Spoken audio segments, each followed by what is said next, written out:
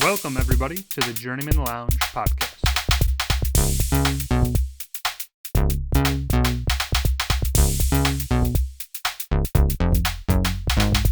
You better be praying to God because, you're 14 and losses in a row. You're going to need Jesus.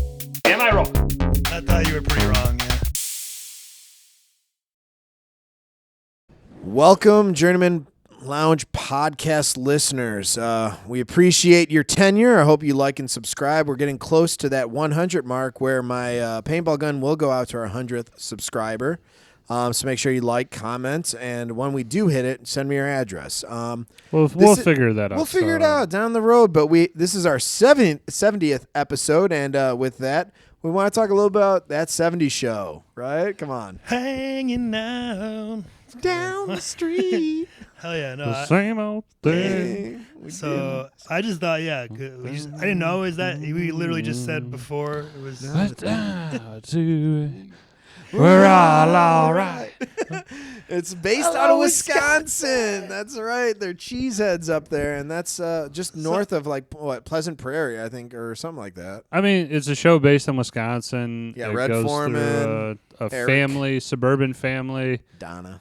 Kid is a nerd, and they just kind of watch him growing up. Now we do have to admit though that because they changed out Eric Foreman, who's played by Topher Grace. Yep. They changed him out. Season 7? 6 or something like that. 7. He's not in the last season. Not in the last season. It's obviously it's missing, a key element there, which I think happens with every show. I think the show overall, like the other cast, kind of make up for it. But that 70 show, I mean, it's had a solid fucking run. I mean, that was definitely. There's even spinoffs that didn't quite work out, but I'm just saying, it was very successful. You had Kitty, who was I think all the cast that made up that show. Bob, Deborah Jo Rupp, so good. And I feel bad that the original Eric's sister, she passed, and same thing with Donna's mom. Yeah. So I guess hats off, but.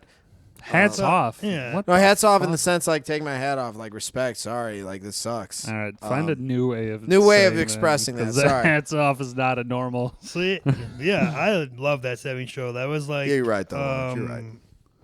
That was a really me and my dad would watch with my dad every night. It was my fun. dad looked like Kelso growing up. He's he's like that thing where they're just hanging out in the basement, smoking weed and putting on records. He's like, dude, this show isn't too far off from kind of our life. The first 4 seasons, fantastic, amazing. Incredible. After that, Steven.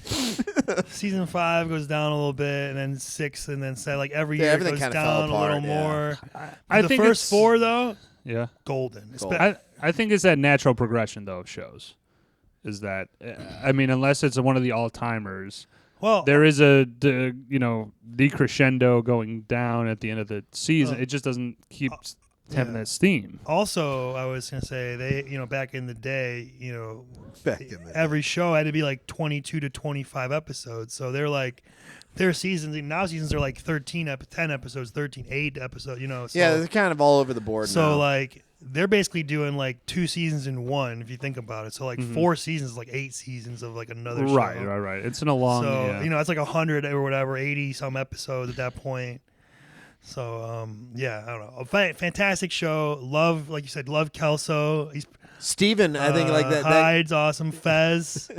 My favorite is probably Red. Wilmer Red Valderrama, Foreman is my Kurtwood favorite. Smith. Also, shout out Leo, Tommy Chong. Yeah, hilarious. You're wearing his shirt. Yeah. Sure I am. There we go. Yeah. I know, kind of random we were talking about it, but it's episode 70. I figured let's just talk about that 70 show a little bit. Why not? I mean, I think everybody here enjoyed that 70 show. It's that 22-minute. I mean, to me, that's the perfect. That's a feel-good TV series. It's just a perfect amount of length of a show. Smoking scenes. They have the camera, the way they do it, where they spin around everybody. Right. They're in the circle. And especially if you smoke while watching the show and they're smoking, it's kind of cool. I don't know.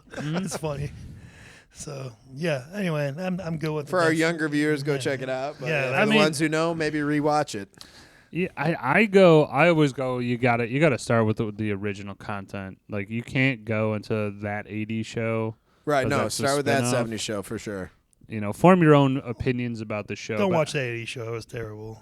I didn't watch that it 90s either. show But, too now. oh, Jesus Christ. Yeah. Yeah, they're just trying to make money grabs and bullshit like that. But, you That know, 70 show's funny. I mean, we may do a deeper dive on that 70 show. We're kicking it around, trying to do a series. Yeah. That one could possibly grace We got to the hash present. out the details on that because we have different ideas on how we're going to work that out. But We'll figure it out. We'll bring it back to you. All right, so let's move on to D Rose. D Rose. He has his jersey is going to be retired next year, right? For some reason. Not this year. I mean, like, it should have been retired, like, last weekend. Like, Right. So, I mean, Ryan and I have been talking about this off the pod of the, just the Bulls organization in general of not really having I don't think they have an updated version of retiring jerseys and, like, what should do it. Like, they've had the same for Bob Love, Jerry Sloan, Jordan, and Pippen for all time. Like, I have never seen them. You know, obviously I was born in the 90s. So once those two went up, though, those went up early, though, dude. Those, I mean, do you happen to remember when Pippen and Jordan's banners were raised? I think, Pippen was like 2000, I'm guessing 2009, 10, 12, and 12. I don't know, somewhere in there, I'm guessing. So what, like would you say it's closer to a decade being off the team?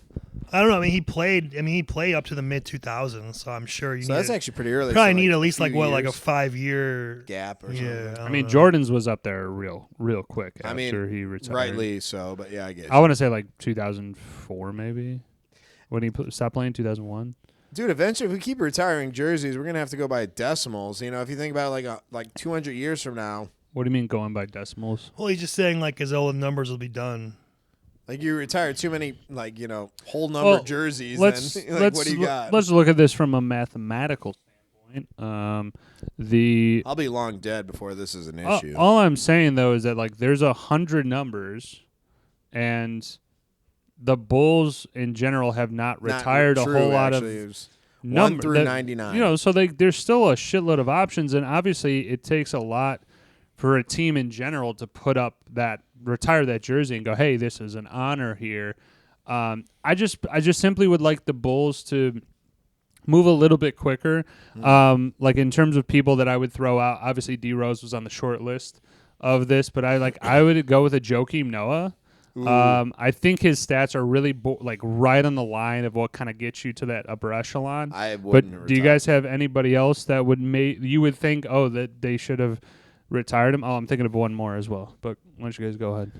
I almost think, like I would like Joe, but I could see why people wouldn't. But for me would be. I thought you texted me the other day that it was like he was like 4-time in the voting for Defensive Player of the Year. I mean, he was Defensive Player 1 year. He won it once, but then 3 other years he was in the voting top 3. I think I would be fine with it, but I could see why people might not be. But but you could at least do like I don't know if they have it already, but like a Ring of Honor type of thing where you can like have players in it, but they don't have to retire their jersey. Like you could honor like a Joakim or even like a Kirk Heinrich, who's like not the best of players, but he was a Captain Bull for like 10 years. He played for a while. You can have other guys in there like maybe is this? I guess my thought on this is if you're a player, and obviously let's say you're even Michael Jordan caliber, would you would you offer them the option to say, hey, do you want yours retired or do you want someone else to maybe wear your number? Because I think that it really boils down to the person representing the number. So if I was MJ and I was like, you know what, let 23, allow other people to wear it. Maybe it's not going to tarnish me. I know what I did during my, career. I'm not going to lie, Bobby. That is an interesting question to give them the option of going, hey, do you want to have your number? I would also maybe just suggest that, if you're going to do that, then maybe you have some other kind of but I'm saying a Ring of Honor then that you go, hey, it's not a jersey, because that's what other teams have done, and so it's Ring of Honor, they honor a fucking GM for I understand like around that. the stadium that so it gives you an opportunity to still get honored in some way. I don't know a whole lot of professional basketball players. I don't know if you guys do. They don't seem to me to be very humble people to go, no, That's I fair. don't want other people. I think a lot of them would probably go, I was the best in the league, and I want my number retired. I guess I'd be curious if they even gave him the option. That's all. It's like, hey, like we would like to do this, but if you're cool with us progressing and just allowing other people to rep the 23 on Chicago, we'll allow that too. Yeah, I think it could be an interesting idea. I don't think many teams do it right now, though. But yeah, bringing it back to D Rose though, like, D-Rose. Well, I was saying, do you guys have any other guys? Oh, I mean, you say Bulls. Do you have any other guys that? I mean, the I only thought you person, did. if we're talking about defensemen, because you brought up Noah, but Rodman. Yeah, Rodman was yeah. incredible Rodman? defenseman, and for sure. you Put know, a- he the put- Worm. I think he even a cultural icon. What about what's his dick on Steve Kerr? What? Steve Kerr. Does he get it for you? No. No. I mean, he won multiple championships. Yeah, but being part of a team and you're contributing, let's say, like 12% of the load. I could see a Horace Grant. Horace Grant. Okay. Horace Grant with his big goggles. Fucking loved I don't know him. how they don't already, but Artis Gilmore. Okay, so Artis Gilmore was the other guy Good that question, I yeah. had talked about with Snoop. Shout out. He had looked up Artis Gilmore's numbers, and they're pretty decent. I want to say he was like averaging like 14 and 11 or 12, something like that, like throughout his career, which are great numbers. But I think comparatively, he wasn't on the Bull. Like he was on the Bulls, but like those numbers do factor in to the retiring of a jersey. Like you got to be the guy. Now you brought up a good point though with the heart and soul thing of Kirk Heinrich, Captain Bull. Yeah. That's the fine line. I don't know. Where do you I lie? wouldn't retire his jersey, but if they want to honor him, I could Like a see ring of that. honor. Okay. Yeah, like because he was important to the franchise. I mean, he wasn't like, he wasn't like amazing, but he wasn't terrible. He was, but like at times he was an important player. At least you could say, Definitely. like like he was like a leader and would. I don't know. I have a thought, and I'm not much of a NBA guy. Like guys, collectively, we know Bobby's not going to be your source of knowledge, but Yet, do you think that you can beat Ryan and I in a 3-point contest? 'cause Wild. physical abilities does not mean that I'm Dude, I got a incapable of- herniated disc. I'll still fucking at least make one, man. I'll give you 1 out of 15. I'd give you those 15. because there's 3, 3, 3, 3, 3. But yeah, I'd give you 1 out of 15. I'd take the over. I wouldn't give you like 6. I think not. With Oh, your we're back. going to be filming this. I Oh, mean, sure. This is what, But I mean, anywho, there was a question that I saw on a podcast, but I was like, dude, this is a valid point that we need to maybe discuss. Russell Westbrook as the best point guard. Hold on. We're talking about D Rose. I know. I'm just saying. I'm curtailing this in just a quick off the cuff. Okay, feeling. what about Russell Westbrook? Could we consider him one of the best, if not the best point guard in the NBA? Definitely yeah. not in the he's the best of all. In the One NBA. of, not the. One of. Yeah. Yes. Okay, well, who would you put over him? Stat-wise, Derrick Rose. Magic Johnson. His numbers like triple doubles.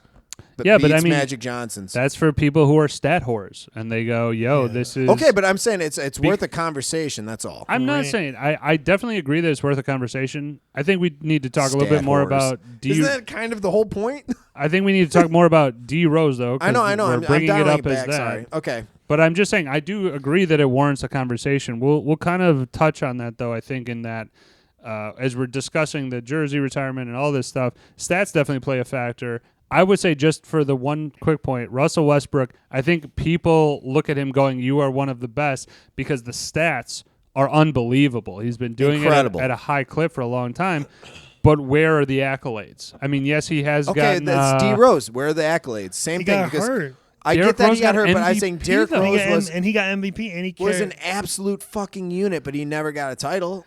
Because he got hurt. They I know. were- I get that. I'm just saying, like that kind of falls in the same. That's why I brought it up in the same realm where Russell Westbrook really doesn't have any hardware. Let's be real now. Russell Westbrook played with Kevin Durant and James Harden and Serge Ibaka. James Harden at a later point, though. James Harden was still good. He was so good. I mean, their team was so good. He was like the sixth man. That's I like, know, but originally, I like call it the duo is Russell Westbrook and.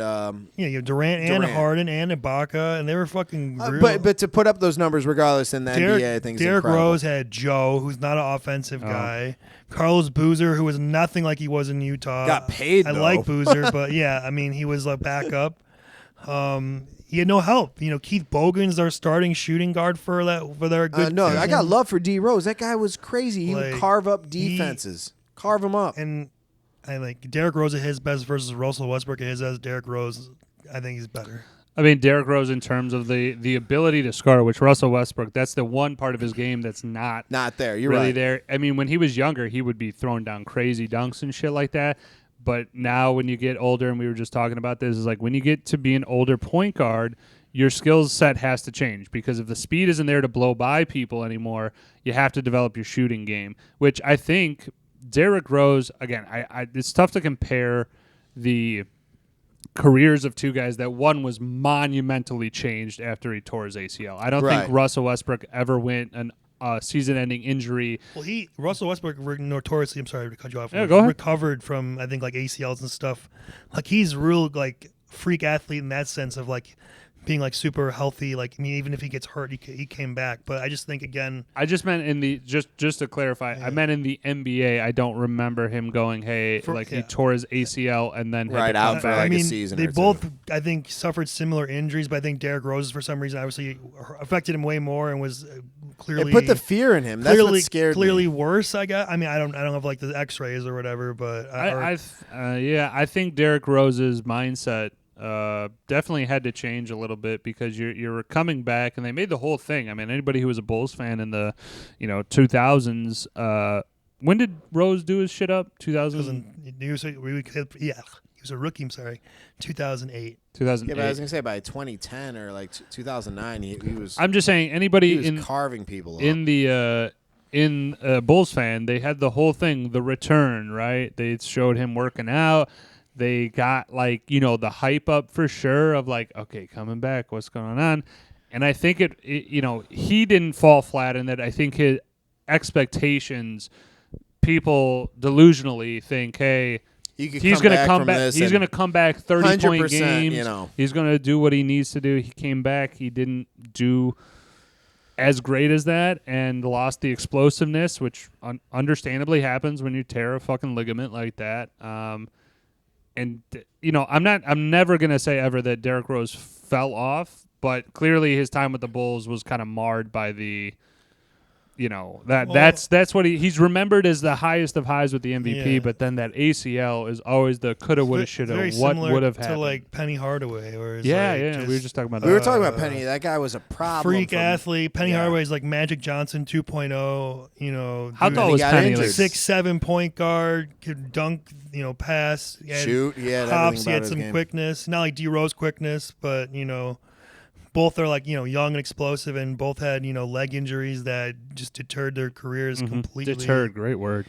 Derrick Rose was just when you watch that ceremony, you watch the highlights, just something special. Brings back about goosebumps to the memories and just how good we had it. And like, I just I've been a Bulls fan my whole life, and like we were in a down stretch for a while, in the early 2000s, and then we were kind of coming back when we got Kirk Heinrich, and then we got Ben Gordon, Luol Deng, Andres Nocioni, and it was kind of like the baby Bulls. We had a little stretch right? But we were still like kind of like not going anywhere, but like there was some hope. And then when we got somehow the number 1 pick and got D Rose, it just turned and changed everything. Like optimism. Thankfully, not taking Michael Beasley in the first place because some people wanted that. Yeah. a great choice in that sense. And he's a hometown dude. Just like for that 4 years, it was just unbelievable. Like I really I loved watching games. Really could believe like that when he had a chance. He could be anybody on the floor that night with Derrick Rose. He just needed some help. He just never got that help.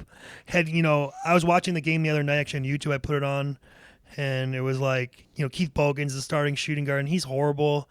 They had Korver, coming off the bench, and it's like, he's okay. Korver at least had some Ronnie Brewer, he's got role player guys. Bro. It's just unfortunate that, like, Derrick Rose and, like, Jimmy Butler never synced up to where they were both at the top of the, when he was with Jimmy. Yes. When D Rose was still like the best, like Jimmy Butler was like a rookie, and then when Jimmy was getting good, Derrick Rose wasn't as good after coming off the injuries, and then they kind of didn't get along for whatever reason. But apparently Jimmy Butler told Fred Hoiberg to go fuck himself. Yeah, Jimmy can rub some people the wrong way. That was awesome. But I digress. Like Derrick Rose, again, the freak plays, like he would just get to the hoop at will, like lay it in with the tightest of angles, just blow by you with speed. He was making people look silly too. Like even D Wade was like crossed up and twisted on him, and it's like you're putting some of the most talented guys, even defensively, in other teams, and they're just standing there while your shadow's passing them, and he's already got a bucket. And he just had this attitude of like, I don't care who you Get are. out of my way. Like Just, I don't yeah. get LeBron way, whatever. Like I'm not here to fuck around. Whatever. And he had a good pull-up shot. It's not like his range. Like I mean, he wasn't the greatest of 3-point shooters when he first came like in. 10 to 15 feet out, he was fucking great. I think he was a true point scorer, like in the truest sense of it. He knew how to get buckets, whether it's driving the lane, pull-up shot, whatever. Threes sometimes, probably not though. Yeah. The thing with D Rose though, again, what you're kind of talking about is like having those lulled years where you're like, it's not doing great. Okay, we had a little bright spot here. When D Rose came and you guys, they started being, hey, we're making it to the playoffs. We're doing shit. It brought back that feeling of like, okay, the Bulls are actually competing right now. There's a breath of like fresh air. Yeah. As comparison to right now and the last since then, which now we're going on like 10, 12 years, has just been like it's the same process, same cyclical bullshit. And we're just going to keep going in this until we absolutely blow up the team, which is going to take another 5 years to rebuild and do shit. So just strap in, Bulls fans. You are fucking. We're in for one. Chicago's been hurting for years. But now. Bulls especially general, is like yeah. they put all the pieces together just currently, or not currently, but like with DeMar's moves and stuff like that. They put the pieces together to get to the upper echelon. It just fell short. DeMar's gone. Zach LaVine, they're trying to do it with him and Vooch now. They're both gone next year. I don't see any world in which you signed Vooch and LaVine back. No. But I just think that the D Rose is the celebration that like it's necessary. He's the guy. He was a spark, man. Loved the most recent years that you have to give it to him. I just want to say too, I've been kind of touched on it, but I don't understand how they just didn't have the jersey thing that night last week. It kind of felt like literally what it would be. Now they're all just going to come back in a year. I don't know. It just seemed like, why not just do it that night to me? Yeah, you absolutely should have. It's a long time coming. You should have done it. I don't know if you saw the speeches people were making. They're like, and Derrick Rose is having his number retired tonight. I'm like, no, he's not. It's in a year. It should be tonight, but it's not, Can we call the elephant in the room real quick? Because I've had the same feelings a little bit. And this is when, D Rose got his injury. And then there was some PR that he was like, I might not be able to walk. I want to be. So like a little bit of that before he came back, there was some hesitation. Well, and you know what? I'll say this. I maybe reacted negatively because I was like, dude, you're Derrick Rose. I guess I was like, I thought he would have a different type of attitude coming back into the league instead of like this hesitant, like maybe I might retire. Like, right? Like, did we all at least feel that? I will be honest. I don't remember any narrative about he's having trouble walking or whatever. I remember. No, the commentary was like, I might not be able to walk with my grandkids. He said I want to be able to walk with my kids. Okay, I'm sorry. Sorry, like he had this future outlook that like put him in a situation where he is plagued by this horrible injury that limits him. And like there was a lot that went into that. There was like 2 or 3 years of like. Well, the 1 year Derrick Rose is out like the whole year, and then we didn't think that. I think that was supposed to be like, he'll come back at the end of the year, and then I don't think he did. Or there was a thing where the doctors kept saying like he's cleared, but he didn't feel good. He didn't feel right about it. Yeah. And then he did come back, and then he did get hurt again, and then he was out for like the year again, and then he tried to come back again, and it was like kind of the same thing where he was like kind of hesitant, like not trusting his body, even though. The doctors, the reports were getting out to the media again that he was cleared and whatnot. So it's not a good look that way.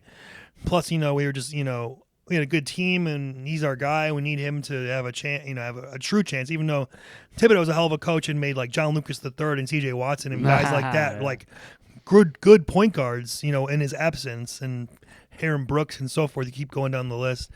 But still, you needed Derrick Rose to put you over the top, especially when you got Miami with LeBron and Wade back then. So that was a whole thing. And then when when he did come back, he was he was good, but he wasn't like the same exactly. Right. No, and I think that's I was just my heart broke for him, but at the same time I was a little frustrated because I was like, dude, you're our Chicago guy. We need you back in the helm. I think he didn't feel so. I think at the time probably supported by everyone, like blaming him and for not coming back and whatever. Even though he put his body on the line so many times for us, and that's fair. I can see both sides to that. Right. So it was just an unfortunate timing, and I'm glad that now that cooler heads have prevailed over the years, and he's welcomed back with open arms, and he's happy to be back, and we're obviously happy to have him back. Right. Because there was a time where where it was kind of an ugly breakup. Sour. Got real sour. Well, he's also when you're still playing in the league, and he was on Memphis, I believe, right? There's many teams that it depends. But I just remember, when he's on these other teams, I can kind of understand that the Bulls are not. Obviously, you should be cordial with any former player that you have, assuming that you're, the time that you spent. The city's not really great at that, though. Well, yeah, it also is a very important part of this is that the Midwest, fandom and base, they don't take shit very kindly. About mainly disrespect. Like if anybody ever disrespect, then you're like, go fuck yourself. Right. That's fair. But I digress. I'm just saying though that the when he's playing on those other teams, I can kind of understand that there's not like it's a homecoming for this guy right now. When he retires, I think that's when it's very it should be happening when he's retired and he goes, hey, coming back through, you're going to honor me for a Derrick Rose night, whether not even a retirement thing, just like hey, we're, honoring the 2011 Bulls or 2009 Bulls, shit like that. I just think there's a time and place where it's going to be, hey, everything is fucking good shit. And, when he's still playing, I think it's a little bit of animosity of hey, I'm still trying to beat your ass. I can't show up and be like, hey, I'm going to phone it in because I'm playing the Bulls. I was a little surprised, too, at this ceremony. They only had Joe on the floor, and they said that, Luol Deng was there and whoever else was there. Why weren't they on the floor, too? I don't get it. I think Bulls organization is the reason for that. I would assume, or maybe they're going to do it when they actually do the jersey thing next year. Maybe they'll have them. I don't know. I would hope so. You got to get a couple of the other. You got to get guys, Tibbs there. Guys that he play. For sure, Tibbs has got to be there. It's probably against him if he's on the Knicks again against the Knicks. I would assume. Yeah, maybe. But all right, let's do a little wrap up here. Yeah. Any final thoughts on D Rose? We're happy that it's happening, but just watching D Rose outside of as a kid, obviously growing up with Michael Jordan was the greatest time as a Bulls fan. Just really being older and getting to appreciate it, being with him from day one when he was drafted, through the MVP, through all of that. It felt good to watch that ceremony and see him. He was electric, honored. Man. Loved watching his games. Loved watching him because you saw it in his eyes, that fire, that, I'm here, I'm going to win, and you're in my way. I love seeing that type of attitude that he brought to every game. So, like I said, when he got hurt, it just kind of it hit us a lot, I think. Yeah, it might have been a short stint, but, he was greatness, and you could just tell when you watched him, you were watching something special. Agreed. That's all it, right. yeah.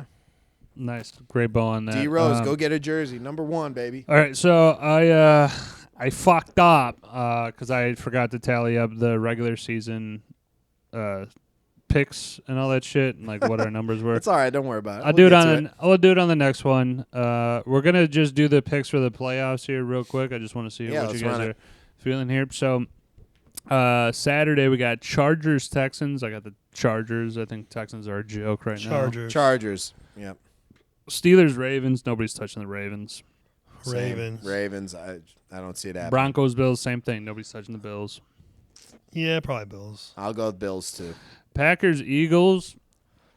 Assuming everybody plays for the Eagles, I got the Eagles. Yeah, Eagles. I got to go with my Packers. I think that we're definitely the underdog, though. Well, the Bears just beat you. So is Jordan Love all good? It looked like they kept him out. So there was an injury that occurred on the final game in the regular season against the Bears. Bears won. Terrible idea. Should have lost Useless that game. Win. Pointless game for us, too. It doesn't matter. We were playoff bound. Yeah. That's what kind of upset me. Is we're playoff bound regardless of the outcome of this game. Why even start our starters is beyond me because Christian Watson got hurt. It was a seeding. You could have gotten that. My ass. Who cares? Do you want the right answer? Yes, I would like the right answer. There was seeding implications going into it. I absolutely agree with you is that if it's not looking great or if you're getting intel that the other game is not going well, hey, we're going to lose, we're going to do this, then you got to pull out Jordan Love. I absolutely agree with that, but there at least was implications to start Jordan Love. If he went in and threw 4 touchdowns against the Bears in the first quarter and you guys win the game, you guys get a better seed. So I guess that there is where my issue resides is the continued use of him after a quarter or two. Should have just dropped it. Like I mean, second half, bring in the backup. It was a figure it out. close game, but it was a game And this that actually hurt you guys more than it hurt us. It just so could we explore that real quick? Just cost us a couple. Yeah, now you're gonna get someone who might be like a left guard from Texas rather than possible better. Well, either way, we need offensive line. You need an offensive line. Yeah. You need to take offensive line first pick.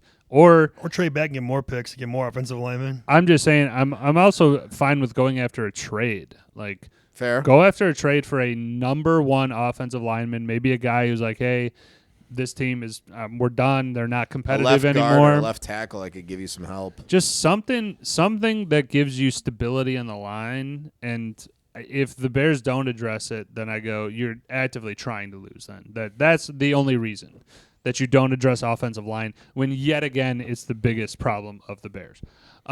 Let's get back, though, to picks. You had Packers, Eagles, right? Yes. Okay. Commanders, Bucks. I'm riding the Bucks hot streak. Ooh. Bucks for president right now. I like that pick. I don't know. This is a tough call. I didn't know this is the matchup. Yeah, I'm going to go Bucks. It is, baby. Bucks. I'll go Bucks. I'm going to go Washington, but I think it's going to be a sliver win. Okay. Vikings, Rams. I'm going to go with the Vikings. Rams. That's a bold Yeah, I think that's a bold strategy, statement, but I'm going Vikings on that, too. Okay. And that game is also moved to Glendale because of the wildfires fires. and shit. That sucks. Sucks to be you, California. All of our California, subscribers. Yeah, if if we they're out have there, any, dude, hearts out for you guys. For sure. Stay safe. We probably don't, but that's cool. In the event we All do. right. Moving on. Yeah, dude, I don't got anything. Let's wrap this bitch up because I am aching to get into this fucking movie review. Yes. This was Bobby's pick, The Town. Aye.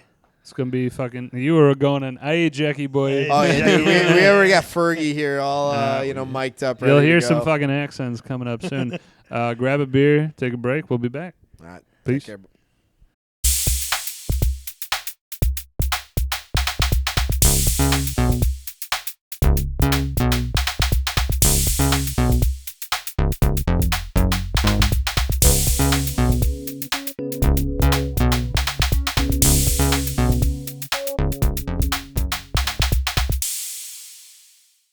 Journeymen Lounge podcast listeners, welcome back. We got Bobby on the end and Ryan. And whoa, to round things out, and we're talking about the 2010 movie The Town, directed by Ben Affleck with a budget of $37 million and grossed over $154 million worldwide when it came out for box office. So quite a critically acclaimed success. To kick things off, I'm going to do a quick synopsis, and then we're going to kind of get everyone's feel of when they, kind of saw this movie, at what point in their life. But synopsis of the movie, you have a possible, NHL player that kind of fell from grace, going back into the old ways, into his neighborhood in Charlestown, which is part of Boston, borough or suburb of Boston, and basically falls back into this crime ring of bank and armored car robberies. Well, his dad was a thief. Right, they're thieves, the family of thieves. I was going to say, not to cut you off, but the whole thing, that they have a thing in the beginning that the town of Charleston is like the most bank robberies or bank robbers in the world and anywhere else. Yeah. Which whether that's true or not, I don't know, but they sets it up. Set it up to be like, oh shit, like people don't fuck around in this town, like they're used to right. So there's a lot of, I guess, heritage, and there's a lot of close knit family ties throughout this community. Generational criminals. Yeah. Go ahead. So basically, the synopsis of this movie falls into a few different jobs that progressively get a little bit more sticky, and then one that ends the lives of all but one of the members of this cast that make up, their kind of personal crew. In doing so, there is a love interest that is salvaged to some extent. At kind of the end of the movie, but is fostered due to the fact that she was a possible witness for one. Yeah, well, I she was the witness. She was the witness, so but a possible witness, and that could put him in prison. So it's basically sorry, Bobby. No. I was saying it's basically kind of like Heat. If you've seen Heat, Heat, it's a heist movie, bank robbers versus the cops. John Hamm is like the Al Pacino.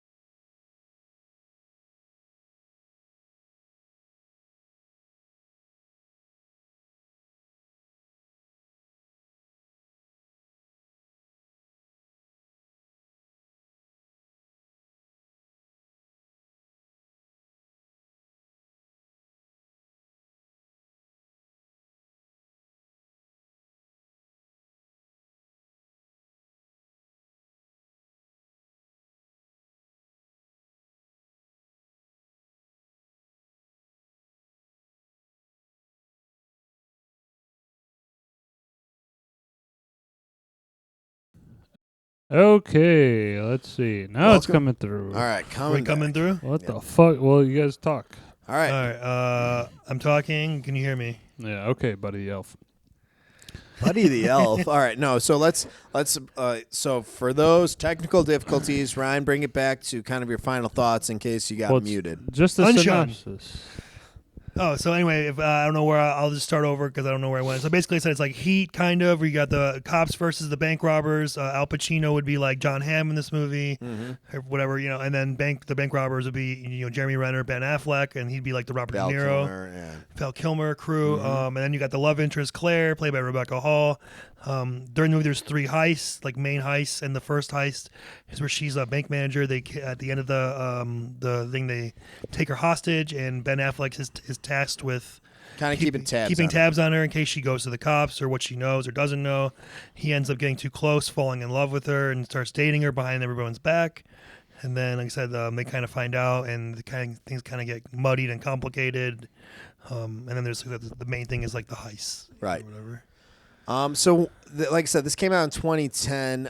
For me, I was already out of, like I said, I think this is kind of like finishing up college for me. So I think I did catch it in theaters at one point, but this was a pivotal movie for me. I thought that there was quite a bit to it that really brought it home. I had, like I said, I saw it in theaters. Positive review on it. I thought that Jeremy Renner stole the show, and we'll go into a little bit later. But what are your thoughts? When did you see this? So I definitely saw this in the theater. I saw this in 2010. I was 21. It was like the prime of my life. It was a great time to be alive. Hey, movie wise too. It was like this. Like I was just like in the prime of that too. Like I've always been in the movies my whole life, but I was really starting to get into film on a more serious level, appreciating like directors and like. Cinema, like the angles, the acting, more shit like that. And this movie was really great. Ben Affleck did a great job. Definitely job. my favorite. I would say Ben Affleck role and Ben Affleck movie probably. He did Fargo, but I think this one does better. In general, I love bank robbery and heist movies. If you have that in a movie, I'm in. Just like the whole thing with like robbing banks is just so intriguing. And this movie's really good. And as you said, Jeremy Renner, I was already hip to him before from SWAT. He was the villain in SWAT. Yes. I loved him in that. But this was like a re-Renaissance for me, if you will, where I was like... Renaissance, I like it. Yeah. I'm like, oh shit, this dude from SWAT. And like, he's really good in this. And then he also, at the same time, was the next year, would have been in like, or 2 years from then, would have been in like Avengers, Hawkeye, and things like that. So he was kind of Wasn't it the Hurt Locker right before this too? Yeah, okay, that's true. You're right. The Hurt Locker was a big movie that was nominated for Oscars. That probably put him on the scene. I mean, I was the same way in that I know him more from the other movie. But I was like, oh man, this guy is really good. Like I'm glad I want to see him in more things because he's phenomenal as Jem in this movie. I agree with Bobby on that. Okay, right. My experience. I mean, this was right around getting out of high school.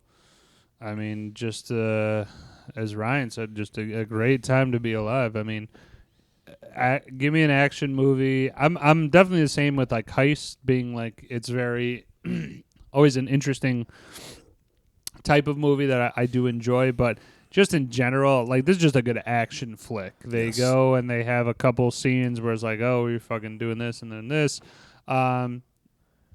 Overall, just saw it. It's like basically like saw it. I'm like, this movie's fucking awesome. Yeah, I think you could put this in a rotation. Honestly, yeah. I think what makes it really good, besides being the subject matter of the heist stuff, is like the way it's filmed, like the grittiness, like it feels real, like the way they they wipe down their guns before the heist. Wearing gloves. Dude, this is kind of like Criminal 101 because all the stuff that they've done in the first heist, and then their prep even for the second and third, all of these things, dude. Honestly, like my brother's a police officer. You're not like he had the mask. They taped everything up. They bleached. What did they have? Okay, we have 5 people. That's all we know for certain. It's like they don't fuck around. I mean, for me, they were professionals, and even John Hamm said that he's like, these are the guys that know exactly when this bank opens, when the lock. Exactly. I mean, you're right, 100%. It's like they're coordinated. To be a good heist movie, you have to have these details or tropes, kind of almost, if you will, where it's like he did the same thing. Like 30 seconds. The response time's 8 minutes, or like Point Break, only hit the tellers, don't go to the vault. There's always like some type of rule or thing you stick to or prep with. They had a time frame. The Right. guy was already jumped over. He's like, hey, push him away from the possible. Collect the phones, put bleach the all over phones, them, dumped bleach it. the whole counter, no DNA. They were in and out within I think the time frame was almost 4 to 5 minutes. And on top of all that stuff, that aesthetically with the movie, like the acting and the characters are really good for the most part. Like with Affleck, Renner, John Hamm, even Blake Lively, even Blake Lively looking great. I think when you have those two things combined, you just have a recipe for a great movie. Well said. I love that. Good recipe. We have all the right ingredients. And like you said, the grittiness, but also like their ability to pull back. There's a lot of more heart-filled scenes. There's a little bit more character depth when he's explaining, like, hey, when I was a kid with my dad, that whole story about his mom. Like, dude, I guess that made him human in a sense, because here's a bank robber with a crew that just like cracked, the back of an AR-15 over a guy's skull. And, they've shot other people. It's like Ben Affleck is the only one in the group with a conscience that doesn't want to. Like, he's there for the job. He's not there to hurt people. Well, he doesn't want to actively hurt people if it's not necessary. But overall, I mean, the Jeremy Renner in this is a psychopath. He's a guy who's, I'm not going back proclivity to jail. to violence, and he doesn't want to go back to jail. And the other two guys are kind of, the other guy seems like kind of like a wimpy guy. Well, one's the IT specialist, I don't want. Well, I was saying for later for picking Nits, but I was going to say 3 of the 4 guys are awesome. The 4th guy, I could get another guy in there. Okay, but let's go to the next. Yeah, should we roll right into quotes, or is it too early? Do you want to do scenes first, or you know what? Let's do scenes. You're right, and then we'll get to quotes. Favorite scenes in the movie for you guys. Let's have Woj started off. I enjoy movies that open with a quote, whether, as Ryan said, whether it's factual or not. It's a nice. It's a nice aesthetic. It's a way to set up the thing, as you were talking about, like the grittiness of it, and then also as they just do any overlooking shots. The drone shots. I'm assuming that is Charlestown, Massachusetts in some way. Maybe it's the nicer side or some shit like that or whatever. But I do always love those overlooking shots. Sees more of the city. They clearly filmed in Boston. I don't think you can get away with that. They did a great job. Like I said, I think the choices of scenes and the choices of call it what are those called? Like rolling, like just covers. Panning shots, Yeah. Incredible. Right. Who else got some? I got one, but you go ahead. Go ahead. No, go ahead, man. Shoot it. My favorite scene by far is when they make it to the switch car in the first robbery heist. You have a police officer sitting there. Second. Is it the second robbery heist? You have a police officer sitting there, looks to the right, sees four guys with those masks on with AR-15s, and he just looks forward again. He looks the other way and pulls away, starts to drive away. The whole second heist is fucking awesome. I mean, we should be reminiscent if we didn't talk about take down the armored truck during the day. The one guard has Dougie by the gun to his head. Jim should have stayed in the fucking van or whatever. And then just like the whole scene, like they're cutting around these narrow Boston streets. They're like one-way streets. And tight, they're wheelmans, fucking crushing it. Tight streets, and then eventually get into a full-out firefight with machine guns, and they're in the nun mask, which is awesome, a great look. I think definitely probably the most iconic look of this movie when you think of this movie. That's why when everything's slowed down and they're standing there, and this guy looks over, he made a conscious choice, I didn't see shit. And they're like, okay, Ben off Affleck, we go. I guess in the research for this movie, that was a real story someone had told, so he wanted to put that in the movie. He changed probably a couple details. They did do a good job in terms of getting character development right. And that too, again, they're so well executed and planned. They're not going down and they get into the one streets, then they stop the van in the middle and then blow it up, and then put a bunch of hair from a barber shop. Cops so can't get through there. They have another car ready to go, and another car after that. And also well coordinated. Before they even make it over there, they have to race to get over the bridge, right? Because they're going to shut down the bridge. So that was intense too, as well. I think could have even done more with that actually, because that was oh shit, are they going to make it or not? But that was cool. That was my favorite scene. That when the cop kind of that whole everything slowed down if you had to do in tempo and just. Shit got real quick. Absolutely. I put again all heists. I mean, those were obviously the most heart-pumping parts of the movie. Well, might as well just talk about the last heist too if we're going to talk about heists. Because the last heist is also fucking amazing. I think you could debate which one is the best between the second one and the last one. Robbing the crown jewel of Boston. The setting of Fenway Park, robbing the cathedral of Boston, as you said, was fantastic. Just them the whole plan of them posing as cops, getting into the cash room. That was filmed on site too. That was literally in Fenway. So like I said, incredible opportunity for this, filming company to basically say, "Hey, Boston, is it cool that we utilize?" And it was during a game. Like it was like they had films like from an actual game being played. I think you'll find that happens pretty often. Ben Affleck's Boston. a notorious Red Sox fan. Also, too. Fever Pitch that's did cool that. the MLB signed off on this. They utilized their I just think that a lot of permissions had to be. I'm sure the to MLB get this. got their cut. I'm sure they did. This is a $20,000 fee or whatever the fuck. Back to the heist though. Yeah. So they're able to rob just basically all the cash that cash comes room. in. It was a 4-game series against the Yankees, and merchandise and all this shit. And then they go into the vault first, or cash room rather. Cash room they collector. pose as cops. They know exactly the people cash in there, mans. too. They know their address. wives. Wives also Linda. Yeah. The Lindas want you to open the door. And then as they're coming out, you find out that the police have been tipped off through Jeremy Renner's sister, Krista, who has maybe had a baby with Doug McRae, Ben Affleck's character. Right, that's never in this. really 100%. Not 100%. He says no, she says yes, what have you. They also fuck in the film, so But the baby's got some blonde We'll hair. get into I'll that just say in a little bit. But then, again, there's a massive shootout. As you said, 3 out of the 4 guys get popped. They change. Well, they at first are trying to change outfits as EMTs, And then they flip and then back they have to just go into a huge firefight. And the one guy, they get the He provided a what's it called? distraction the stun grenade, and the guy pops up and gets popped in the head. Right, the IT guy gets blasted, but his buddy, the one guy sacrifices himself for the rest of them. The wheelman goes out and he gets shot and killed, and then Ben Affleck and Jeremy Renner redress up as cops, the same cop outfits, and were able to get away initially. Kind of slink out, but then one of the cops gets I don't know if they were right, but they said they got taken by a couple cops or whatever. Corpse. Yeah.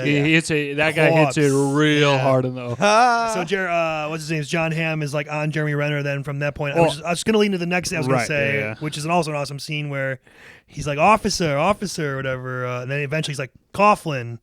Jeremy turns over like a Uzi or a machine. Tech 9 and just starts shooting at him around a car, chasing him around a car, and then John Hamm has this huge shotgun. He's shooting at him, and then eventually Jeremy Renner winds up getting shot and taking hold behind a street. He's out of ammo. Like one of those newspaper things or something, I think. Yeah. I love that moment too. Before he's like, I'm not going back. Basically, he's like, everyone talks about getting out. Takes a huge swig of the soda that's on the ground that someone dropped, and he's like, I'm coming out, and then it's he's getting blasted.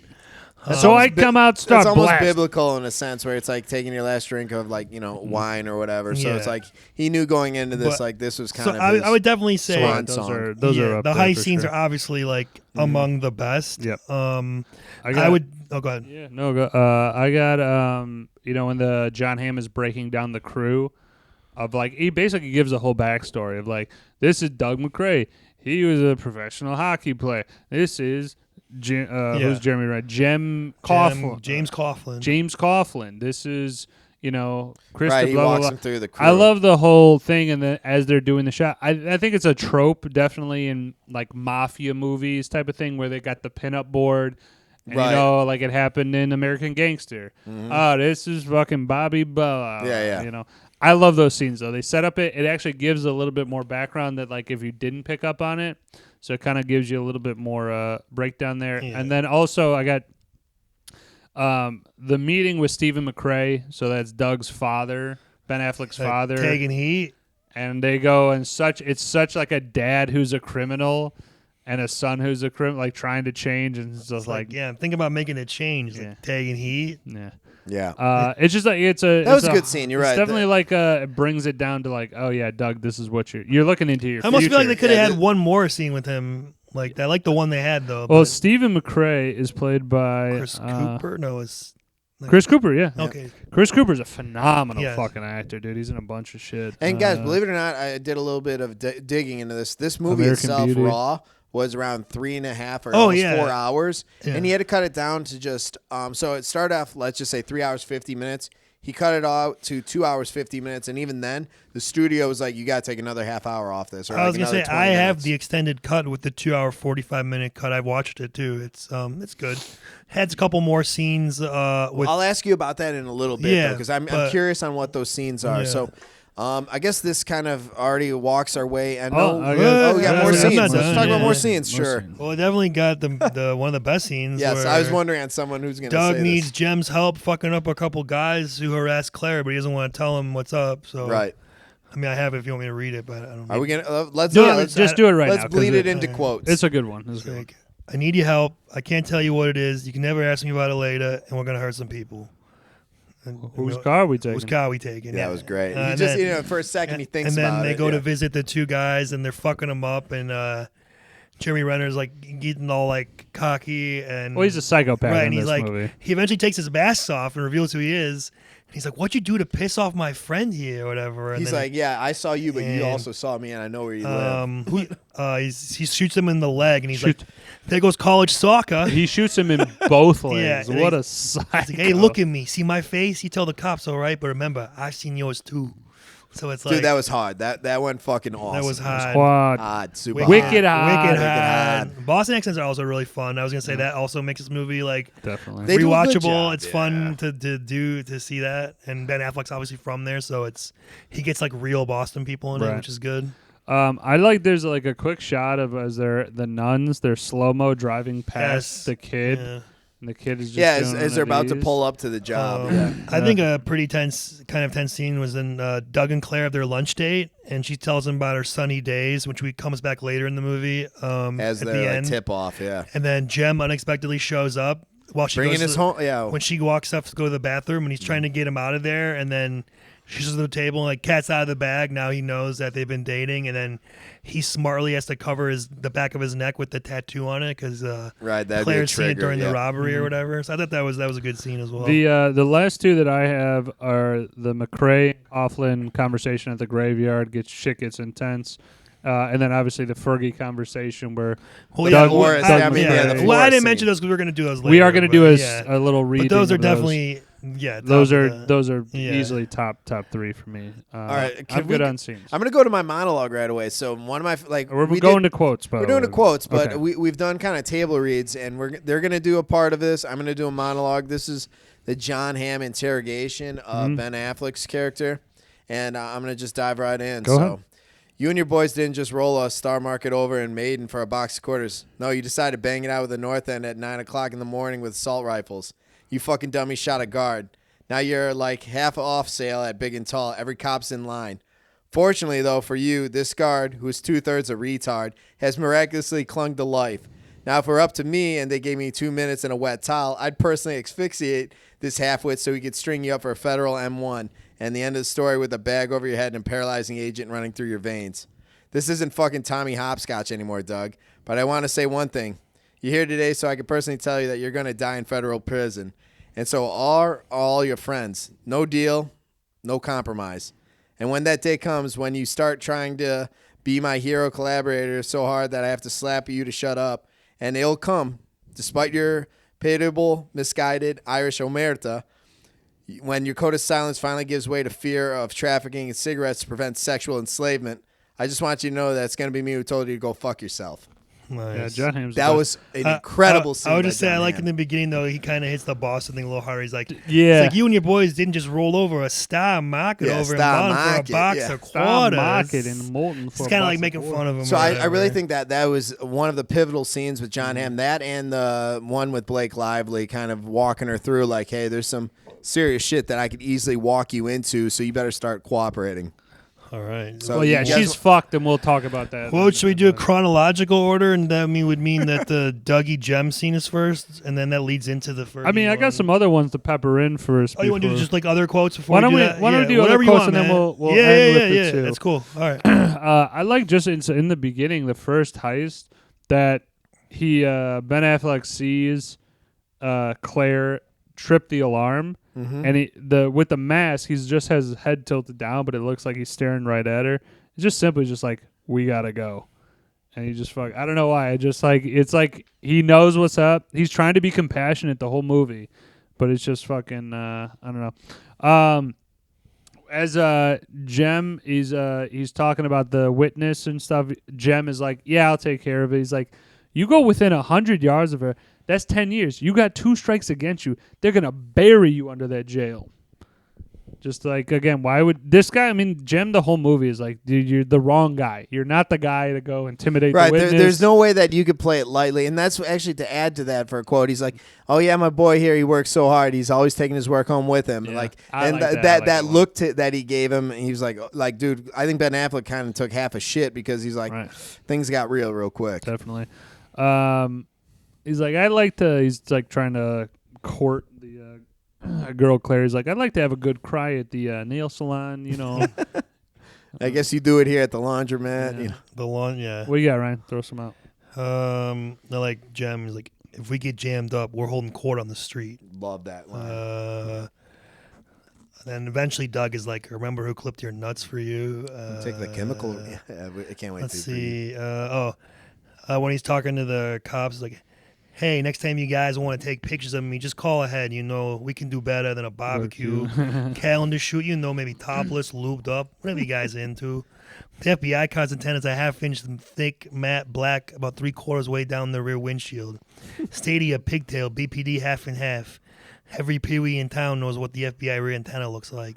So in the future, you guys need to try and be slick. Be slicker than a 6-year-old. I got to get back to work. Can I go? Good luck with that print. And he tells them they have as he's strolling right out. Dude, the perfect, I love this line. This is one of my favorite. When he's doing the breakdown of all of them, and he's telling them that James Coughlin, Jem, did 9 years for manslaughter. Right. And basically, the reason why Coughlin and McRae are to get, like, our friends are bonded is because Coughlin heard that a guy was going to roll up on McRae with a Glock 21. And he went and put two in his chest. No, before that too, like their bond grows even more because Ben Affleck's character, his dad, let's just call it like he gets clipped, he goes to jail, and then McLaughlin or his family brings him in and basically raises him, and they're acting like brothers pretty much. I mean, they basically are brothers from another mother. But when they're breaking down Coughlin, he goes, Coughlin, thank you. Yeah, Coughlin put 2 and Jimmy, whatever the fuck his name is. He's like, when the judge asked why did he do it, he said, I ain't like the kid. I ain't like the kid. You guys gonna do the dialogue? No, I'll pepper up a few. Keep peppering. Pepper up a few of Blake Lively quotes. She does a good job too in this. There he is, Mr. 6 inches, and you're a Crime Stopper. Figure it the fuck out. I like that one. And then you gotta chase the rabbit if you want the tail. My mother taught me that. Or whatever. She's fucked 6 ways a Sunday, but she looks fucking good though. She has that push-up bra in her first scene coming through. Jem is when he finds out that McRae is having sex with Claire, he's like, let's start fucking all the witnesses. Yeah, I'm blowing the assistant manager. Fergie was talking about the last heist. Cash is brought in and out, stacked 15 minutes before the van does the pickup. That's when you hit on Monday morning before the game stands in New York. 60,000 beers, food, merchandise. Total call, $3.5 million. Taking down the Cathedral of Boston. Priceless. Love it. Great monologue. We're not doing the Stephen McRae one, are we? Stephen who? That's Stephen and Ben Affleck? Ben Affleck? No. All right, so in that one, McRae, Stephen is basically telling his son, like, because like Ben Affleck comes basically coming clean, like, I'm leaving, I'm going on a trip. On this side or the other, I fucking love that. I'm going out. But he's like, he basically tells him that is like, why he's Ben Affleck goes, why didn't you go after her? Why didn't you look for her? And he's like, my mother. And he's like, there was nothing to look for. Basically, he's telling her she was a doper, she was a fucking all this beyond, stuff. Yeah. And then he's like, Stephen, the father, eventually goes, it gave you something to do. You just kept crying nonstop. I didn't think you'd carry it like a fucking disease. Yeah. Look, I got to die 5 times before I get out of here, but I'll see you again, this side or the other. it's just like a real piece of shit moment for the father. Just like, this is all fucked. You're going to die in prison, blah, blah, blah, blah. We already mentioned the one, but I just love the, again, I'm going to reiterate the gem quote. There goes college soccer. I love that one. He shoots him in the legs. It's really funny. When they're doing the interrogation, the Albert McGloin, who's the one of the guys, the driver. Okay, yeah. Oh, yeah. He's like, I'm going to make it sound ostentatious or whatever. He's like, what? That's ostentatious. That's what I was going to do. Yeah, when he's trying to read back, he's like, I don't care. Just read back what's written down. George Carroll is the name of it. What's wrong with you Charleston boys? Can't you even read? Jeez, what the fuck is it with you guys from Charlestown? They teach you how to read? It's like, hey, I'm trying to make it sound authentitious. What? That was a funny scene. That was good. Let's see. I think you got all of them. Let me see. There's a couple. Who the fuck do you think you are? Yeah. The only one in Charleston with a gun. I love that. Let me just double check. I don't think I got it.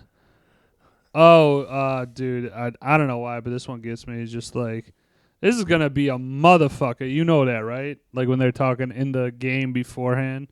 And then the guy who tips him off that like sets up the thing, he's like, there's the door right there, and remember, you never fucking saw me. Like the most Boston accent. I have one last one I forgot. I just wanted to mention it. I like when they're whole movie we got. No, the one where they're taking down, or the cops, and they're going to the cash room, and the guy's like saying something. He's like, my partner asked for your IDs. He really hits like the Boston accent really hard in that part. I like that. We don't know who you are. Yeah. And then the guards are like, we're friends with the guards at Walpole. We'll make your ass rip ass hell. Yeah. Or you'll make your time rip Listen, ass old timer, no one's going to be going to jail. The last one before we can do the scenes here is like, is the greatest part, man. The Lindas want you. They're coming up. You got Boston PD, you got SWAT, and you got FBI at Boston. What's it called? Fenway. Fenway Park. Sorry. And they come up from two different sides, and Boston PD and FBI are like, put your guns down. And it's like, fuck you, Boston PD. Fuck off, your guns down. Okay, and we're eventually going to get to some of our picky nits, but I want you guys to do the dialogue because I've been waiting on it. Fergie. Should we do the Doug and Jem first and save the Fergie one for last? Because that's like the best one. That's the Pied de Resistance. All right, I'm Doug, you're Jem or James. You have that? There's right? Please don't sue us. One, right? Bottom one, yeah. You got it? Okay, yeah, go. Something wrong with the apartment? No, the florist. Florist, what? He came through. Jesus Christ. It's large, Dougie. We're smoked hunters. Look, pick up an extra guy or go with 3 guys, but be fucking smart and boot it. Oh, so you're not going? No, I'm not going. Why is that? Because we got a ton of fucking heat on us for one thing. Look, we'll put a move on them. I mean, we've done it 100 times before. You know what? Do what you want. I'm done. What? I'm done. What does that mean? What does it sound like? What the fuck do you mean you're done? Sounds like a bunch of fucking bullshit. Let me put it to you this way. I'm putting this whole fucking town in my rear view. There are people I can't let you walk away from. What? Who? Come on. She's not my kid. Did she say it was? I mean, come on, cut out. All you give a fuck about is Coke and Xbox. Now you trying to say you care about Shine? Come on. You know what your fucking problem is? You think you're better than people. Mr. fucking clean, Mr. Goddamn high and mighty. That's what you think. But you grew up right here. Same rules that I did. Who the fuck do you think you are? You gonna let me or not let me do shit? Here's a little fucking cheat sheet for you. It's never gonna be me and you and your sister and Shine playing house up there. You got it? Get that in your fucking head. I'm tired of you fucking tired of your fucking one-way bullshit. You want to see me again? You can come visit me down in Florida. Screaming. That was good. The Florida one really sold it at the end. No, that cemetery scene, I think, like I said, I think it was very organic, too, because eventually they just start fighting each other. He hits him over the head with the butt of the gun. Yeah. No, but I just like that because it was like, you know, it was pestering. Then it was like, you know, all right, now, you know, we're going shoulder to shoulder. And it's like, all right, fuck this. And they just start going at it. So I like it was a natural progression, almost like brothers sometimes. Exactly. Like, all right, you're going to fucking like, okay. All right, and then this is the scene that precedes this where Love it. Dougie is trying to get out of the last heist. He's trying to leave, and he's trying to buy Fergie off, basically. And Fergie is like, fuck you, you're not doing that.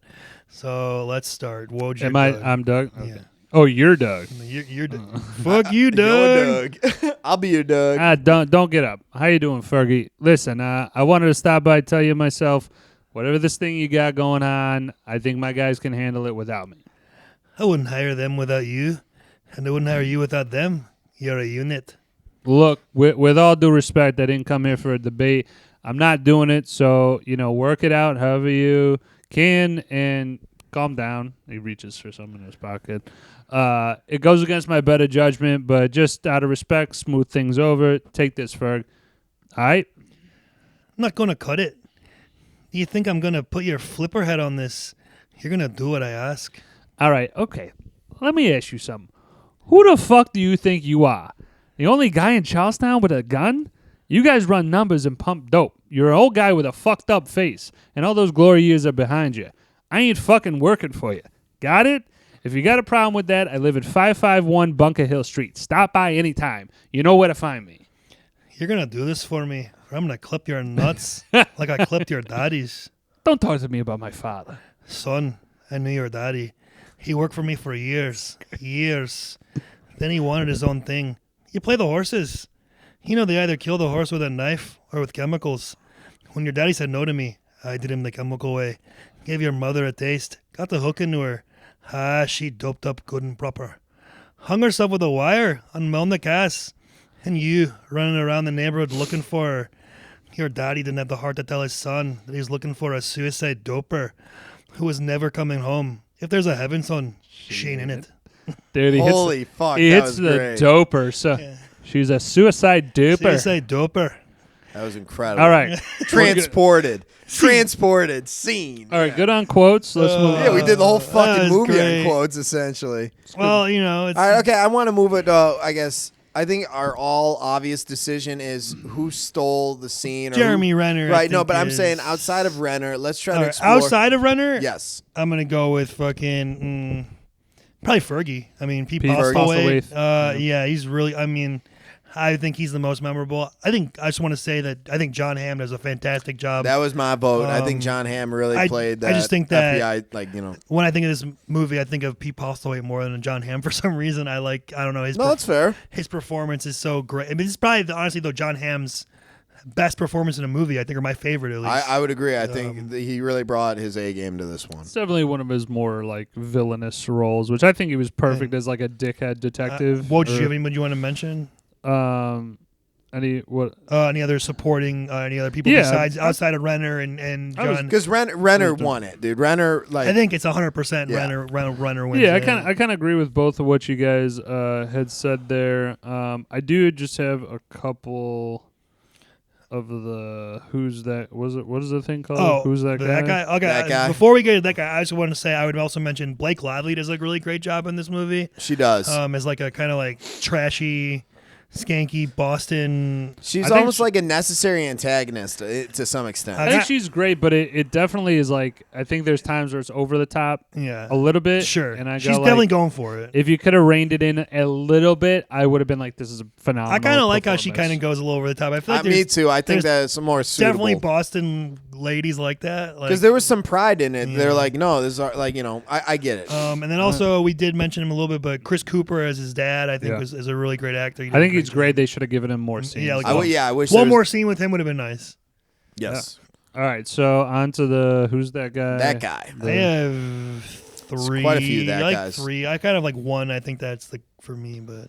All right, who's that guy? Do you want me to say it? Yeah, go ahead. Rattle off some of the. So I think the actor's name is Titus Welliver. Yes. And he's the detective, one of the detectives, and he plays Jimmy O in Sons of Anarchy. He's the main antagonist of season 3 and kind of the end of season 2. He was an Irish guy. He's really good doing accents, by the way. He's an Irish accent in that. He has a Boston accent in this. He's in a bunch of shit. I had him. I think he had that one show, Bosch. Yeah. And then the bank manager in the beginning, Victor Garber. He's thank you. Legends of Tomorrow is what I know from. A long list of a lot of other things. That was that guy for sure. And then I think, I don't know if people know Fergie the Floors is Pete Postlewaite, but I would say people probably recognize his face if they don't know his name. I know who he is. Mm-hmm. But no, that's fair. I don't know if most people would or not. No, you're right. I don't think that he's... that's all I had. Yeah, definitely Pete Postlewaite, I think, is is up there, and you mentioned everything else. Okay, so moving on. All right. Let's kind of like move things towards pickiness, because there's a few different elements in this movie that I like maybe had issue with, but for what it's worth, I love the flow. Well, you can go to that real quick. I just want to mention one thing. The soundtrack, there was one song, "What You Say" by Sean Kingston that played. Oh yeah, randomly. Like randomly. The score's really good. That was great. Score is phenomenal, and the score at the end I just really enjoyed. But I agree. Yeah, that's just all I wanted to mention there. We can go to picking as far nits. as picking nits goes, I kind of touched on it before. I'll start with it. I would have liked to have seen the fourth guy be a better actor, a more prominent. So you're guy. talking Which about one, the wheelman or the IT guy? Okay. The guy who got shot in the head and off the in flashbang. Fenway. Yeah, you are talking about Owen Burke, who plays Desmond Elden. To me, that's what kind of makes Heat like better. Is like the whole crew is like you got De Niro, Val Kilmer. What's his name? Danny Trejo, Tom Sizemore.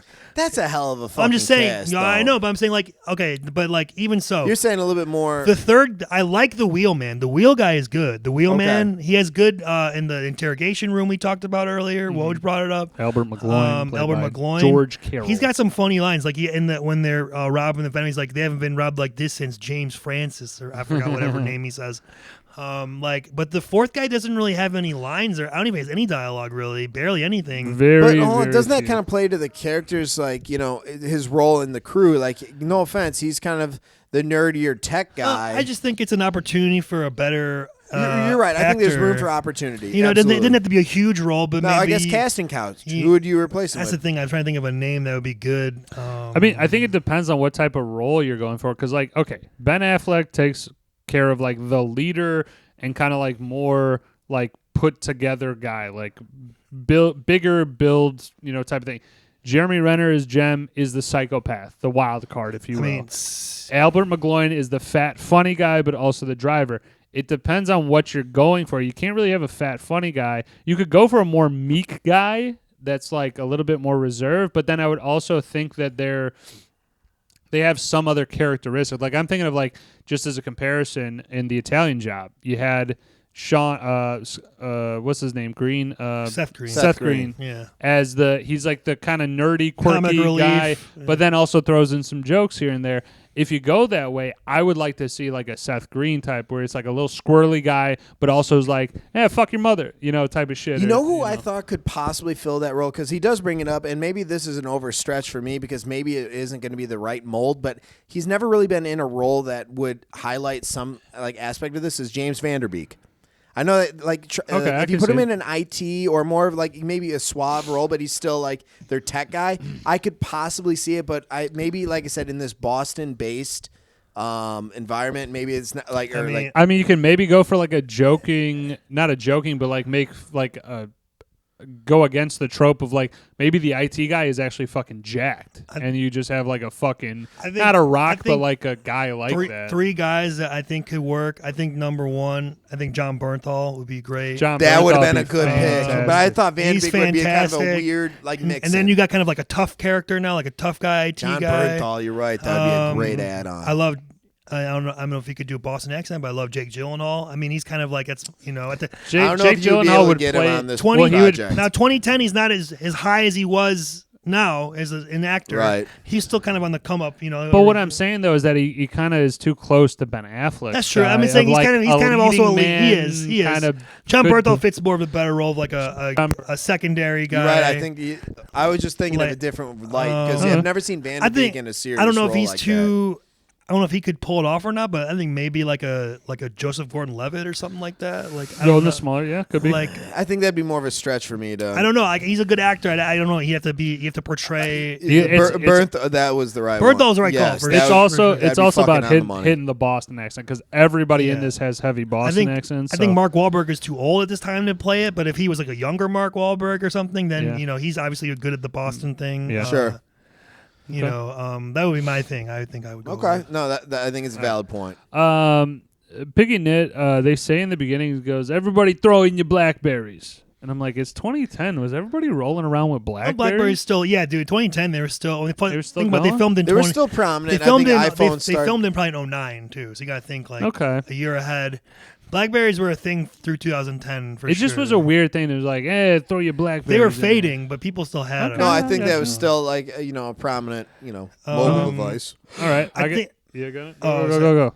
I think this might be kind of semi more answered more in the. I don't remember it completely, but the what's called the extended cut. But how does Blake Lively know the final plan of the final heist, like all the details, and why are you telling Blake Lively the plans? No, how do you get there?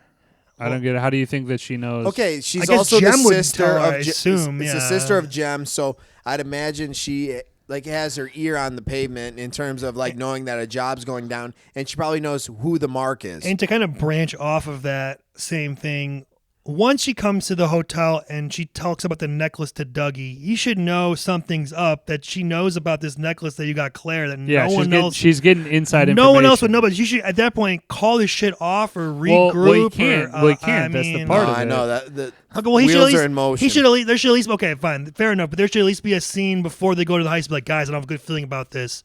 What's her face? We're all gonna fucking die. What's her face came by and she knew about the thing.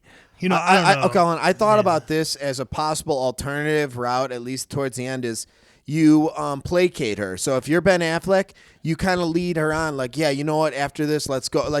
But you could still dump her. But I'm saying to keep things on the even keel, like, hey, you stay here at this, I'll be back afterwards. That would have been the smart move. That would have been the smart move, because even if he was going to, jump ship and, get out of Dodge. Well, I mean, you keep her in a place that at least she's safe. I think it directly led to them getting fucked up, because how do you I'm your saying brothers? Essentially, I'm saying she talks with Ben Affleck in the hotel or whatever the fuck, and then next scene she got DWI.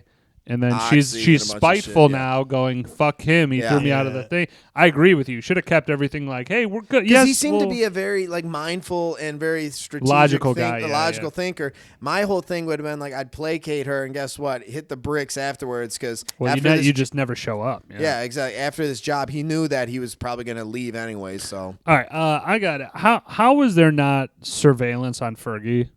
Everybody knows that he's this mastermind type of guy. And there is the one scene toward the end where they do finally have the John Hamm's watching them through the, they've got all the crew.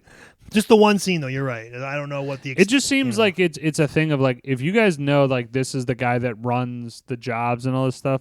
You put 24/7 surveillance. FBI's got money. They're gonna be able to do that. All right, let's get down to the real nitty gritty.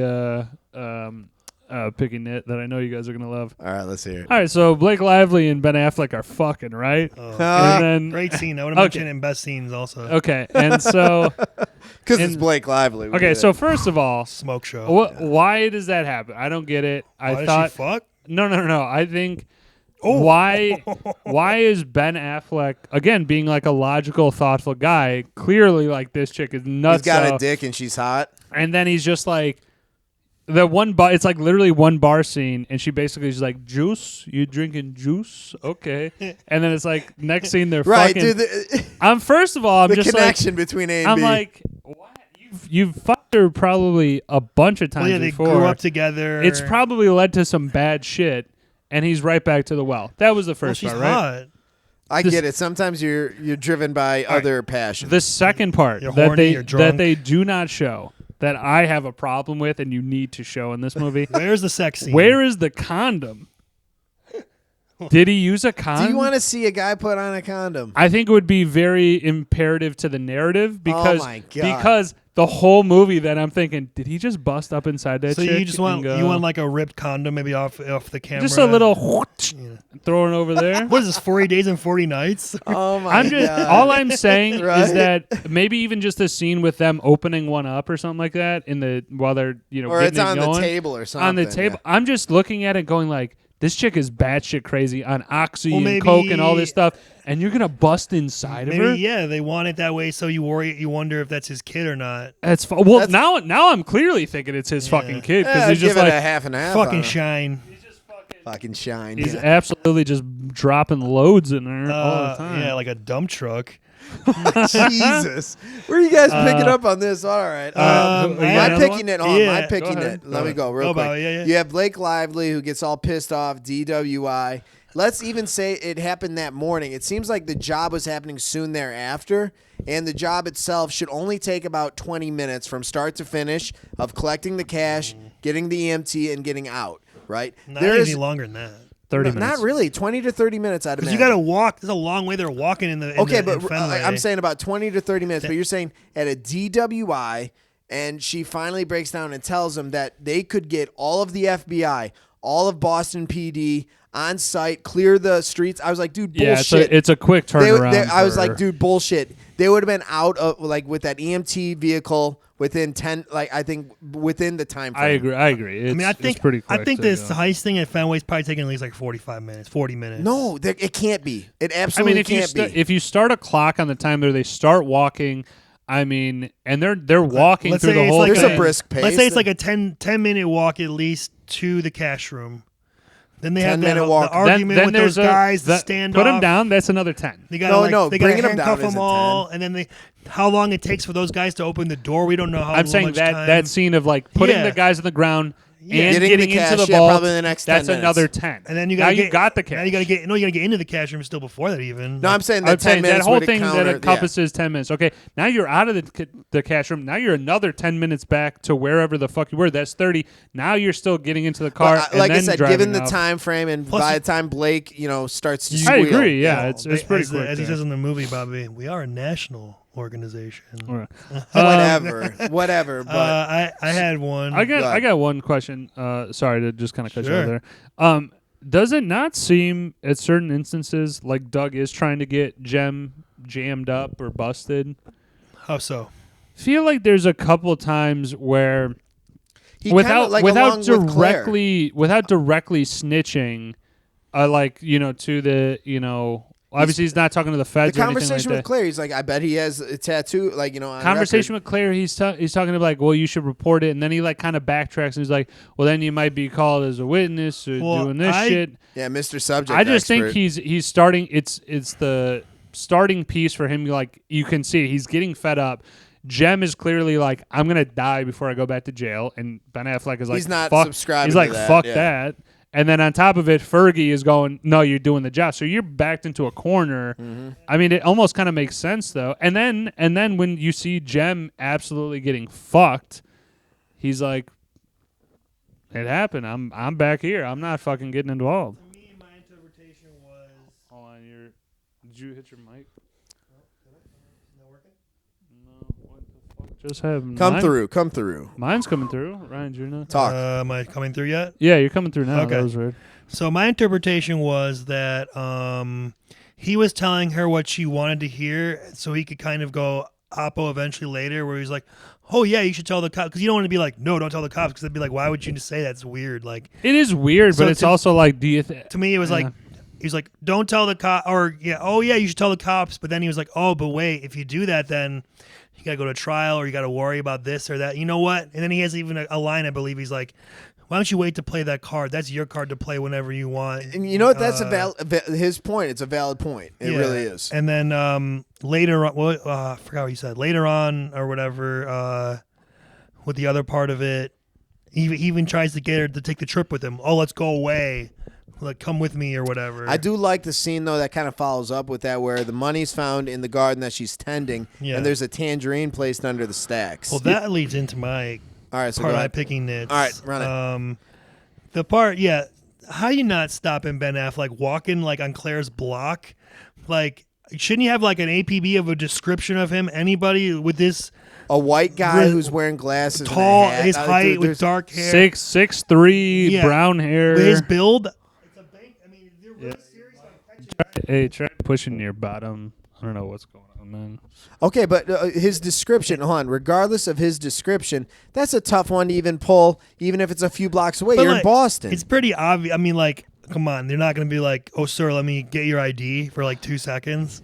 You can't, but he was a municipal worker. He got on the bus, went into the station, he's able to and leave just picked up He's able to leave a note on his car and nobody saw him. Yeah, it's But a it's little also fishy, the same neighborhood where they don't talk to cops. But it's a little fishy how he's able to move through that. He's able to move You're right.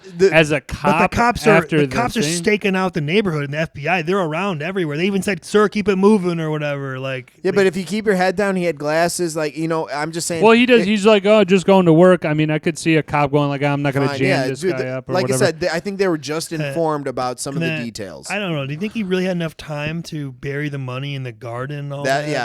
Before catching the train to out of town. That's the one hold up that I kind of that part. And then also, sorry, leading into that, dedicating the ice rink in his mom's name. You don't think they're gonna know that the money came from him? Well, it came from her, right? Yeah, it came from her, which came from him. I got just a theory on that. Sure, She's a banker. She probably knows the inward workings of setting up like a trust or something a donation, like that, or type of nonprofit. I'm just saying as maybe an outlet because obviously she's not dumb enough to go. About the Boys and Girls Club aren't going to say, "Hey, cash. where did you get this money?" They're going to be happy to have it. But there's a nameplate that says Doris McCrae, which is his mom. Shouldn't it just say like donated by anonymous DM or anonymous donor or a mother who just something. But there's some. I'll just say at least there's some connection because he was a hockey player and he was like the crown jewel of that town. Right, but again, I get it. The town is on the lookout for him. No, I get it. Especially for how pissed off John Hamm is. He wants definitely vengeance. That guy, he's going to be path. flagging every single thing that might happen. And I'll say this: his intelligence and his ability to kind of like break people down in a very like precise and strategic way, like Blake Lively's character as well as Ben Affleck. Mm-hmm. The guy was he's playing chess with people that play checkers, so it was cool to see him in an intellectual role where he was able to flex that creative talent. I got you. I got a couple more here. Yep. I'm out. Yeah, okay. Can Claire not feel the tension in the air when they're at the tension in the air when they're at the cafe and like there's times like where Jem is like, oh yeah, he's always taking his work home with him, and then he like looks directly at fucking Ben Affleck. But maybe she thinks he's a little bit intense. Maybe it's just kind of a weird. I think he's just one of those trait. asshole friends you have. He's kind of like could a be, dick, could be. That wave his dick around. Like the way we treat Woj. I'm kidding. The way we. Fuck you. Fuck you. The prison phone call with Stephen McCrae was 5 minutes. Like that's all I got was a 5-minute phone call. This side or the other. Love that. Yeah. Even the ending scene, kind of that silhouette, that was fucking sweet. I mean, this might be some bullshit answer here, but like, why does she keep seeing him after, like, he gets found out? Like, like. She's in love with him. Maybe, like I said, he came clean with her, and he was like, "I'm not trying to lie to you. I'm thinking that's Brian though. Is that hidden? That's what I was saying. Some bullshit reason, like, well, it's love, so she's just gonna look past all that shit. She's in love with him, and then like that scene, like Bobby's saying, like he's like, "Ask me, you won't like the answers." Probably a question Ryan would ask. He's probably got a pretty decent sized hog there. He's also the one. You guys, that's what Ryan would say. I prefaced it with what I would say about the movie character. Yeah, you'd be like, yeah, Ben Affleck's got that huge dick. We should not have our podcast be about talking about guy shit. He's probably slanging some meat. Yeah, probably for sure. There you go. He did marry J-Lo like 6 times, so and Jennifer Garner. So. All right. The last one, I got 2. There's just this really There's just this really annoying part in this movie where they're talking. I notice it every time because it looks so exaggerated. They're talking in the hotel, and Krista, Blake Lively, is trying to they're having a tense conversation, and she throws her hand out, and thinking Ben Affleck is gonna turn to her, and he doesn't. So then she does this. She has her hand out like this, and then she goes. And then throws it back in the same spot. I guess I never picked up on that. Watch it again. She just has her arm out like this. And I'm always like, this looks so fucking stupid. Like, Ben Affleck, you didn't see this? I was distracted by Blake Lively. On the right, I think we all were. Right. And then the last one I had... never mind. I don't have any more. Oh, no. You could have shot Coughlin under the mailbox. Like when he's in the shootout. No, they gave him the opportunity to surrender. I'm just saying when you're in the shootout with cops, I'm assuming the cops aren't going to be like, oh, we'll take a break. He's hiding. I could see his ass and his spine underneath the mailbox. They said, I'm gonna come out. It's your last chance. Come out with your hands up. I mean, they got to do it for throw their your own weapons protection. down. I guess. And then he came out blasting. He came out blasting. Well, he tried to, and then I think he caught one right in the fucking face right away. Dude, he caught one in the jaw. Did enjoy a nice swig of soda before. Probably was Dr. Pepper. What a horrible way to go out. Unfortunate for him. All right, Mr. Whipped Cream. All right, so do we have any sequels or spin-offs that we? I would definitely like to see the first robberies. This definitely seems like something in the next 15, 20 years. I could easily see Hollywood trying to make it where it's like, oh, this is the young Ben Affleck, Jeremy Renner, The Town, but 1982. I think you just expand upon it and make it like a mini series. Okay. And that like a 8 to 10 episode, and you could have flashbacks of like Doug and his father when his mom went missing, Doug growing up with Jem and his family, maybe when Doug was playing hockey. You could and then you could always have the current days where they're still doing the robberies or whatever, kind of go back and forth. I think that would work out well. That's what I put down. Now I had a possible connection. So Good Will Hunting. It's not your fault. Good Will Hunting had Ben Affleck and his brother Casey, but the thing is, he still worked at a place that was construction, like kind of like the gravel and sand, but he was doing construction. My idea is that in Good Will Hunting, how he said I got a second chance at the NHL. I'm saying that first time we see him in Good Will Hunting, he lost his place in the NHL. Like it was his first time. So you crossing over the switch? I'm doing the switch over, the crossover. That was his first kind of like, hey, it didn't quite work out the NHL. I know he got another attempt, but I'm saying Good Will Hunting is his first attempt. He's going back to a normal kind of life, and he's still trying to hang out with his buddies who clearly aren't doing well in life, and that's where him and Jem eventually hook up in the criminal enterprise afterwards. Okay, I like that. I like that would be my kind of crossover. Ryan, you got a switcheroo? I mean, I just think it'd be cool maybe if they brought in like Al Pacino as Vincent Hanna.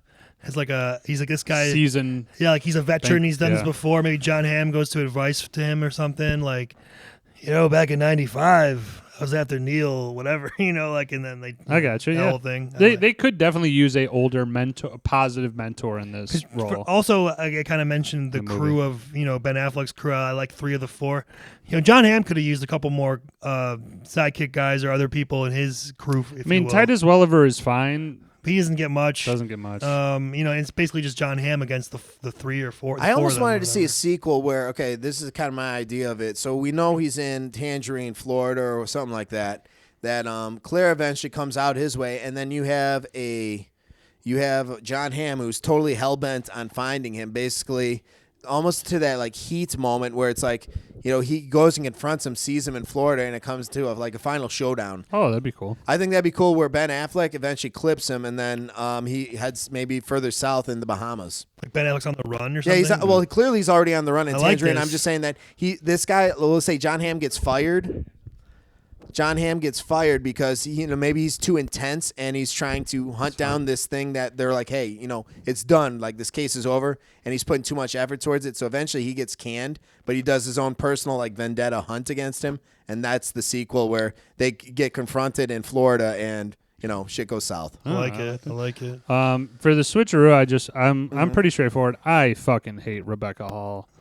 Not a fan. You want to recast her? Who do you recast her for? Well, I had her as recasting as well, actually. Let's hear it real quick. You're What about Mila Kunis? trying to adjust things. Mike's not working. No, but Mila Kunis or Keira Knightley could easily step in. I just went simply give me a Jessica, give me a Jessica Biel, Jessica Alba, Natalie Portman, Jennifer Coolidge, not Jennifer Coolidge, Jennifer Garner. I would pass on Garner. Natalie no Portman. Just any other person. I think Rebecca Hall is just fucking really annoying. And to me, in this, I think she's fine in acting and other stuff. But in this one, he just didn't. Scarlett Johansson. Scarlett Johansson would be great. Yeah, but now you're asking for higher ticket items, I suppose. All I'm saying is that I think it just would have been better. I would have enjoyed it more. All right, fair. No, that's a fair. But that's my thing. That's my. All right, so let's put on the Rent stream. Now we were able to watch this for all the podcast listeners. I believe this was on Hulu. Was it Hulu? Yeah, Hulu. Also the Blu-ray. Go see the town. So Rent, Own, Skip, Woj, start us off and give us a ranking. Okay, I will go with This is an own. I own it. It's a quintessential 2000s to 20. I mean, it technically 2010 is 2010, but I say it's like in the 2000s range of like just a good action flick. It's kind of how a lot of these movies in the 2000s kind of went, where like got away from like the traditional, like action hero type of thing. Like a lot of things went more heist. But I think it's great. So I'm gonna go own it. I think you should own it. I own it. I am gonna go with an 8.8. Okay.